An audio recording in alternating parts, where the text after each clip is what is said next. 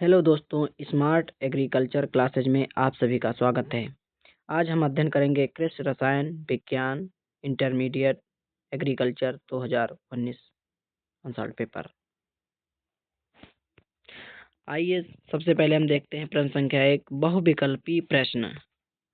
बहुविकल्पी प्रश्न में दिया है मौलिक कण नहीं है।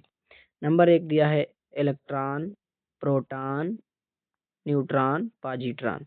तो इसमें से हमें बताना है कि कौन सा मौलिक कण नहीं है। तो उत्तर में दिया है परमाणु के मौलिक कण इलेक्ट्रॉन, प्रोटॉन, न्यूट्रॉन होते हैं। पॉजिट्रॉन इलेक्ट्रॉन का प्रतिकरण एंटी पार्टिकल है, अतः सही उत्तर पॉजिट्रॉन है। आपका सही उत्तर क्या है? पॉजिट्रॉन। आइए आगे देखते हैं। खाद्य पदार्थों में पैकेट में प्रयुक्त गैस है। नंबर 1 है ऑक्सीजन, नंबर 2 है नाइट्रोजन, नंबर 3 है क्लोराइड, नंबर 4 है हाइड्रोजन। तो उत्तर में दिया है नाइट्रोजन गैस निष्क्रिय होती है और भोजन और ऑक्सीकरण से बचाती है। तो अतः उत्तर सही है आपका नाइट्रोजन। उत्तर नंबर 2 सही है आपका। आइए आगे देखते हैं। किसी आवर्त में दाहिने ओर बढ़ने पर परमाणु त्रिज्या आयन विभव क्रमशः ऑप्शन दिया हुआ है बढ़ता है, बी दिया है घटता है, नंबर सी दिया है बढ़ता है घटता है, नंबर डी दिया है घटता या बढ़ता है। तो उत्तर इसका होगा नाभिकीय आवेश से परमाणु त्रिज्या घटती तथा आयन विभव बढ़ता है, मतलब आपका उत्तर डी हो जाएगा सही। आइए आगे देखते हैं। यस एट में एस की ऑक्सीकरण संख्या है। तो नंबर 1 ऑप्शन दिया है 0, नंबर 2 दिया है 2, नंबर सी दिया है 6, नंबर डी दिया है 8। तो ऑक्सीकरण की संख्या उत्तर या मुक्त अवस्था में किसी तत्व की ऑक्सीकरण संख्या 0 होती है, तो आपका उत्तर सही हो जाएगा ए ऑप्शन। आपका ए ऑप्शन सही हो जाएगा। आगे देखते हैं। E बराबर MC स्क्वायर का प्रतिपादन किसने किया? नंबर 1 ऑप्शन दिया है रदरफोर्ड, नंबर 2 दिया है गोल्डस्टीन, नंबर 3 दिया है आइंस्टीन, नंबर डी दिया है प्लांक ने किया। तो उत्तर सही है। यह सिद्धांत अल्बर्ट आइंस्टीन द्वारा दिया गया। किसके द्वारा? अल्बर्ट आइंस्टीन द्वारा दिया गया। इसका सही उत्तर आपका हो जाएगा सी। आपका सही उत्तर क्या हो जाएगा? सी। आइए आगे देखते हैं। प्रश्न संख्या 2। प्रश्न संख्या 2 दी है Mg2+ में इलेक्ट्रॉन तथा प्रोटॉनों की संख्या ज्ञात कीजिए। तो इसका उत्तर देखते हैं। मैग्नीशियम के परमाणु क्रमांक 12, प्रोटॉन का 12। तो Mg आयन पर Mg बराबर मैग्नीशियम बराबर 2 इलेक्ट्रॉन खो देता है। इलेक्ट्रॉन बराबर -2 बराबर 10। इलेक्ट्रॉन क्या दिया था? Mg इलेक्ट्रॉन प्रोटॉनों की संख्या ज्ञात कीजिए। तो इलेक्ट्रॉन प्रोटॉन की संख्या कितनी? प्रोटॉन की 12 है, इलेक्ट्रॉन की 10 हो जाएगी। आइए प्रश्न संख्या देखते हैं 3। प्रश्न संख्या 3 दी है निष्क्रिय तत्व किसे कहते हैं? इन्हें आवर्त सारणी के किस वर्ग में रखा गया है? आइए उत्तर देखते हैं। वे तत्व जो सामान्य परिस्थितियों में रासायनिक अभिक्रियाओं में भाग नहीं लेते निष्क्रिय तत्व कहलाते हैं। जो रासायनिक अभिक्रियाओं में भाग नहीं लेते हैं वे रासायनिक तत्व कहलाते हैं। इन्हें बाह्य कक्ष पूर्ण होती है। इनकी बाह्य कक्ष पूर्ण होती है। इन्हें आवर्त सारणी के 8वें समूह यानी शून्य वर्ग में रखा गया है। उदाहरण के लिए हीलियम, नीलियम, एरान आदि। आइए प्रश्न संख्या 4 देखते हैं। प्रश्न संख्या 4 में दिया है लैक्टिक अम्ल तथा ब्यूट्रिक अम्ल का सूत्र लिखिए। तो उत्तर है लैक्टिक अम्ल का C3H6O3, ब्यूट्रिक अम्ल का है C4H8O2। आइए प्रश्न संख्या 5 देखते हैं। प्रश्न संख्या 5 है क्लोरीन उच्चतम ऑक्सीकरण संख्या वाले ऑक्साइड का सूत्र लिखिए। तो उत्तर है क्लोरीन की उच्चतम ऑक्सीकरण संख्या +7 होती है। ऑक्साइड का सूत्र Cl2O7 होता है। आइए आगे देखते हैं प्रश्न संख्या 6। एक द्विभाषकी तथा एक त्रिभाषकी अम्ल का नाम व सूत्र लिखिए। द्विभाषकी हो गया आपका सल्फ्यूरिक अम्ल H2SO4, त्रिभाषिक फास्फोरिक अम्ल H3PO4 हो गया। आइए प्रश्न संख्या 7 देखते हैं। मेंडलीफ की आवर्त सारणी की किस आधार पर बनाई गई है?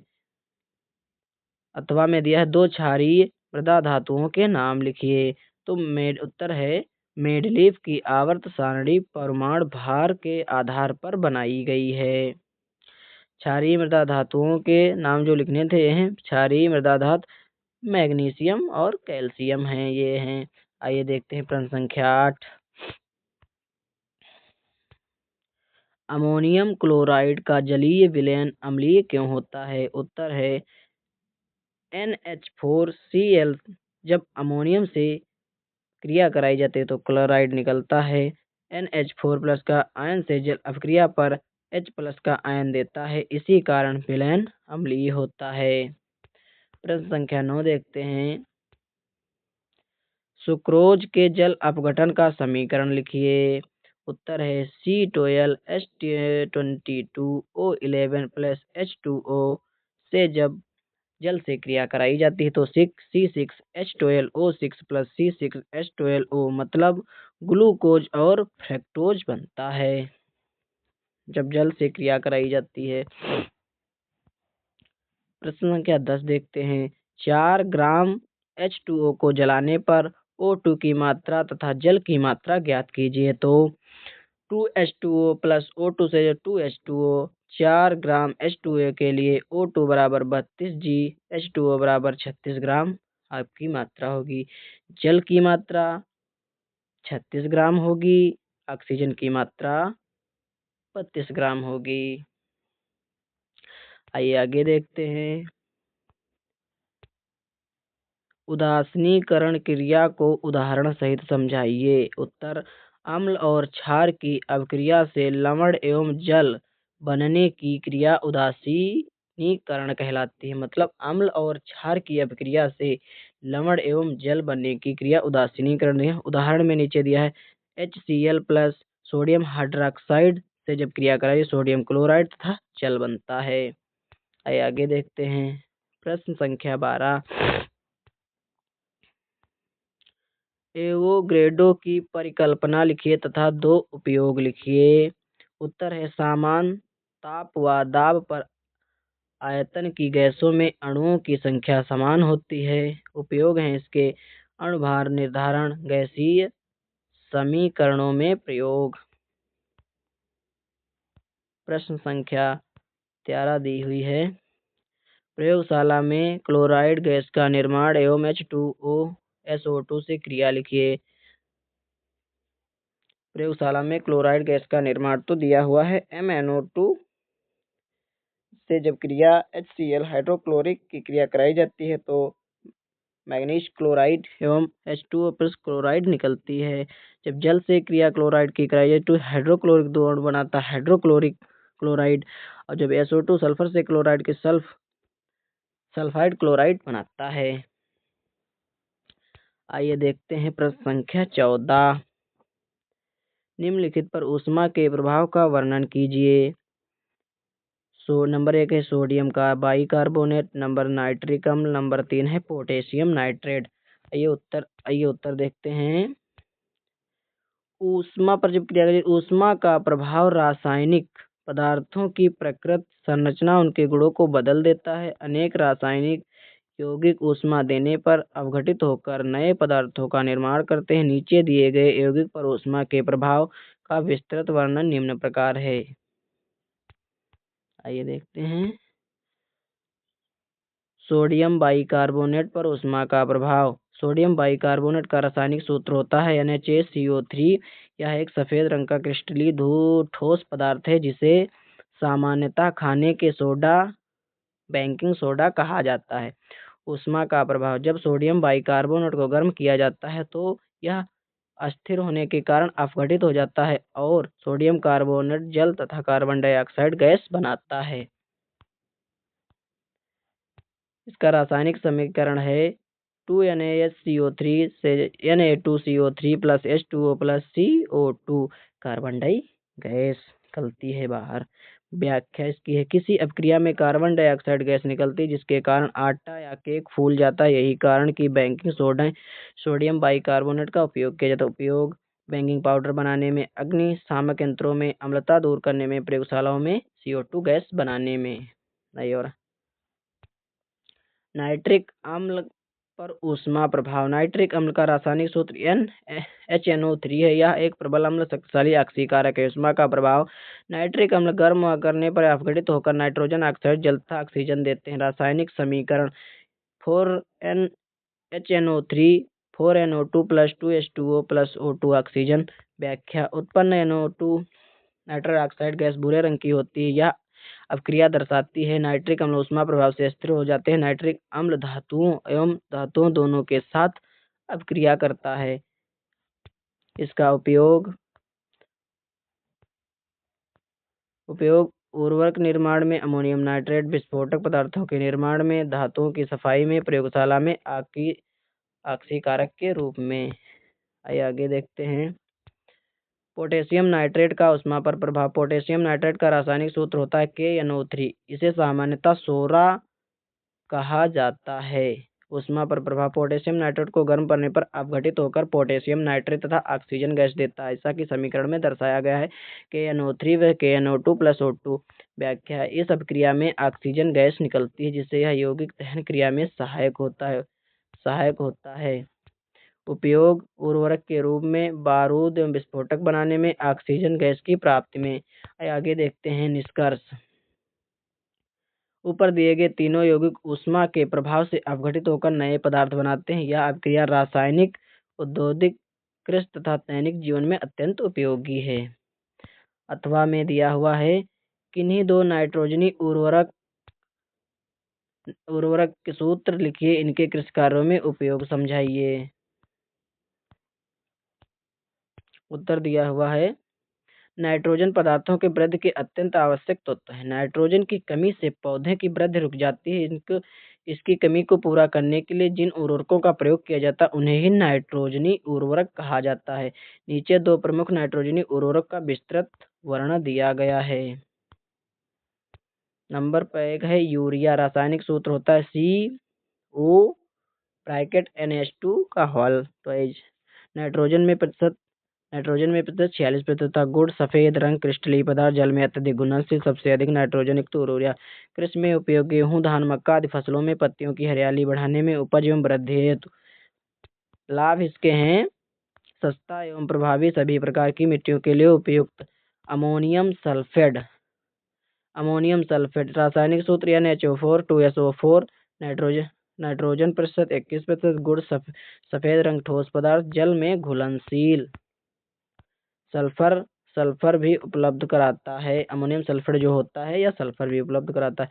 कृषि में उपयोग अमोनियम सल्फेट के धान एवं गन्ने की फसल में क्षारीय मिट्टी के लिए उपयोगी, सल्फर की कमी दूर करता है। निष्कर्ष में है, नाइट्रोजनी उर्वरक पौधों की वृद्धि, हरियाली, उत्पादन बढ़ाने भूमिका निभाते हैं। इनका संतुलित प्रयोग कृषि उत्पादन बढ़ाने के लिए आवश्यक है। आइए अब देखते हैं विस्तृत उत्तरीय प्रश्न।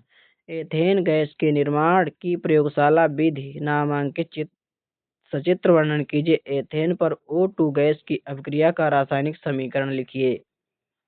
आइए उत्तर देखते हैं। उत्तर, प्रस्तावना। एथेन एक संतृप्त हाइड्रोकार्बन जो पैराफिन श्रेणी से संबंधित है। इसका सामान्य सूत्र C2H6 होता है। एथेन प्राकृतिक गैसें की एक प्रमुख घटक है तथा ईंधन रासायनिक उद्योग में उपयोगी है। एथेन गैस की प्रयोगशाला विधि सिद्धांत। जब सोडियम एसिडेट को सोडा लाइम सोडियम हाइड्रोक्साइड को कैल्शियम ऑक्साइड मतलब सोडा लाइम के साथ गर्म किया जाता है तो एथेन गैस प्राप्त होती है। यह प्रक्रिया डिकार्बोक्सीकरण कहलाती है। आवश्यक पदार्थ, सोडियम एसिटेट, सोडा लाइम, कांच की कठोर नली, गैस के जार, जाल पात्र। अपक्रिया का रासायनिक समीकरण ये दिया हुआ है 2CH3 COOH plus 2NaOH C2H6 plus 2NaCO3। आइए आगे देखते हैं प्रयोग की विधि। सोडियम एसीटेट तथा सोडा लाइम के मिश्रण कठोर कांच की नली में लिया जाता है। नली को गैस जार में जोड़ा जाता है। नली को धीरे धीरे गर्म करने पर एथेन गैस निकलती है। चूंकि एथेन जल में अपघुलनशील है, अतः इसे जल के ऊपर एकत्र किया जाता है। एथेन के गुण रंगहीन एवं गंधहीन, जल में कम घुलनशील, दहनशील। एथेन पर O2 गैस की अभिक्रिया या दहन। एथेन ऑक्सीजन में जल कर कार्बन डाइऑक्साइड तथा जल बनाती है। 2C2H6 plus 7O2 plus 4CO2 plus 6H2O। ऊष्मा व्याख्या। यह एक ऊष्माक्षेपी अभिक्रिया है, इसी कारण एथेन का उपयोग ईंधन के रूप में किया जाता है। उपयोग है ईंधन के रूप में पेट्रोकेमिकल उद्योग में एथीन बनाने में। निष्कर्ष एथेन एवं महत्वपूर्ण हाइड्रोकार्बनिक प्रयोगशाला में निर्माण सरल विधि से किया जाता है। इसका दहन ऊष्मा उत्पन्न कराता है, जिससे यह उपयोगी ईंधन सिद्ध होती है। आइए प्रश्न दूसरा देखते हैं। शीरे के किण्वन एवं एथेनॉल के निर्माण की विधि का वर्णन कीजिए। एथेनॉल की क्लोराइड से क्या क्रिया होती है। आइए देखते हैं। प्रस्तावना। एथेनॉल एक एल्डिहाइड, जिसे सामान्यतः एसेटल्डिहाइड कहा जाता है। इसका रासायनिक सूत्र CH3CHO या कार्बनिक रासायनिक का एक महत्वपूर्ण यौगिक है। शीरे के किण्वन से एथेनॉल का निर्माण। आइए देखते हैं। शीरे में उपस्थित शर्करा यीस्ट की सहायता से किण्वन किया जाता है, इससे एथेनॉल बनता है। एथेनॉल का नियंत्रित ऑक्सीकरण करने से एथेनॉल प्राप्त होता है।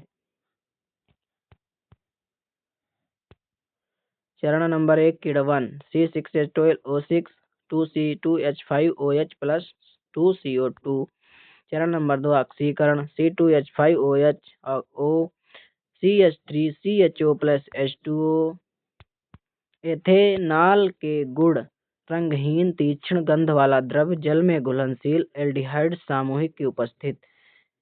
एथेनॉल की PCl5 से क्रिया। यह जब एथेनॉल अभिक्रिया फास्फोरस पेंटाक्लोराइड से कराई जाती है तो डाइक्लोरोएथेन बनाता है। रासायनिक समीकरण है इसका CH3CHO pentachloride PCl5 CH3CHCl2 POCl3 बनाता है। उपयोग सिरका का निर्माण में, रंजक के उद्योग में, औषधि के निर्माण में। निष्कर्ष इसका है एथेनॉल एक महत्वपूर्ण कार्बनिक यौगिक है। इसका निर्माण किण्वन विधि में किया जाता है। इसकी विभिन्न रासायनिक क्रियाएं हैं इसे औद्योगिक दृष्टि से उपयोगी बनाती हैं। प्रश्न संख्या ये 16 देखते हैं क्या है। निम्नलिखित में से किन्हीं दो पर संक्षिप्त टिप्पणी लिखिए। साबुनीकरण, एस्टरीकरण, बेंजीन या हेलेंजीनीकरण। आइए उत्तर देखते हैं। नंबर 1 है साबुनीकरण। परिभाषा। जब वसा, तेल या क्षार सोडियम हाइड्रॉक्साइड या पोटेशियम हाइड्रॉक्साइड के साथ गर्म किया जाता है तो साबुन एवं ग्लिसरॉल बनते हैं। इस क्रिया को साबुनीकरण कहते हैं। रासायनिक अभिक्रिया। वसा प्लस सोडियम प्लस साबुन प्लस ग्लिसरॉल। उदाहरण C3H5OA प्लस 3NaOH और COONA प्लस CH3OH समीकरण बनता है। आइए व्याख्या देखते हैं। वसा फैटी अम्लों को एस्टर होते हैं। क्षार की उपस्थिति में एस्टर टूटकर फैटी अम्ल का सोडियम लवण साबुन बनाते हैं। उपयोग साबुन के निर्माण में, डिटर्जेंट उद्योग। वसा की पहचान। आइए देखते हैं। एस्टरीकरण। परिभाषा। जब कोई अम्ल और अल्कोहल संतृप्त सल्फ्यूरिक अम्ल की उपस्थिति में क्रिया करते हैं तो एस्टर बनता है, इसे एस्टरीकरण कहते हैं। रासायनिक समीकरण CH3COOH plus C2H5OH CH3COOC2H5 plus H2O जल निकलता है। व्याख्या इसकी दी है। क्या है? एक प्रतिवर्ती अभिक्रिया है। सल्फ्यूरिक अम्ल को जल अवशोषित करता है जिससे एस्टर बनने की दर बढ़ती है। उपयोग: इत्र के निर्माण में, खाद्य पदार्थों के फ्लेवर, औषधि उद्योग। बेंजीन का हैलोजनीकरण परिभाषा: जब बेंजीन की अभिक्रिया किसी हैलोजन ClO2 यूरेनियम से उत्प्रेरक उपस्थिति में कराई जाती है तो हेलोबेंजीन बनता है। रासायनिक समीकरण: C6H6 plus chloride plus C6H5 में उपस्थित HCl FTL की उपस्थिति में कराई जाती है। आइए देखते हैं इसका उपयोग: रंग उद्योग में, औषध निर्माण में, प्लास्टिक उद्योग में। फिर दिया हुआ है रासायनिक समीकरण देते स्पष्ट कीजिए क्या होता है जबकि यूरिया धीरे धीरे गर्म किया जाता है। निर्जल सोडियम बेंजाइड को सोडा लाइम के साथ गर्म किया जाता है। फिनाल को जिंक चूर्ण के साथ गर्म किया जाता है। ये उत्तर देखते हैं। यूरिया को धीरे धीरे गर्म करने पर अभिक्रिया: जब यूरिया को धीरे धीरे गर्म किया जाता है तो अमोनियम एवं बायोरेट बनते हैं। रासायनिक समीकरण: 2NH CONH2 NH2CNH CONH2 ammonia बनता है। व्याख्या: अधिक ताप पर यूरिया का सघन होकर बायोरेट बनता है। यह अभिक्रिया नाइट्रोजन यौगिक की पहचान में सहायक है। आइए देखते हैं जब निर्जल सोडियम बेंजोआइड पर सोडा लाइम अभिक्रिया ये दी हुई है। C6H5COON sodium hydroxide NaOH C6H6Na2CO3। व्याख्या: यह डी कार्बोक्सिलीकरण अभिक्रिया है, इसमें बेंजीन बनती है। यह अभिक्रिया एरोमेटिक यौगिक के अध्ययन में महत्वपूर्ण है। आइए जब देखते हैं फिनाल प्लस जिंक चूर्ण अभिक्रिया: C6H5OH प्लस जिंक से जब कराई जाती है तो C6H जिंक ऑक्साइड बनाता है। आइए आगे देखते हैं व्याख्या: फिनाल में ऑक्सीकरण हट जाती है और बेंजीन प्राप्त हो जाती है। यह फिनाल की पहचान की प्रमुख विधि है। थैंक यू, धन्यवाद भाई आप लोगों का। हमारे चैनल कमेंट सब्सक्राइब लाइक कीजिए।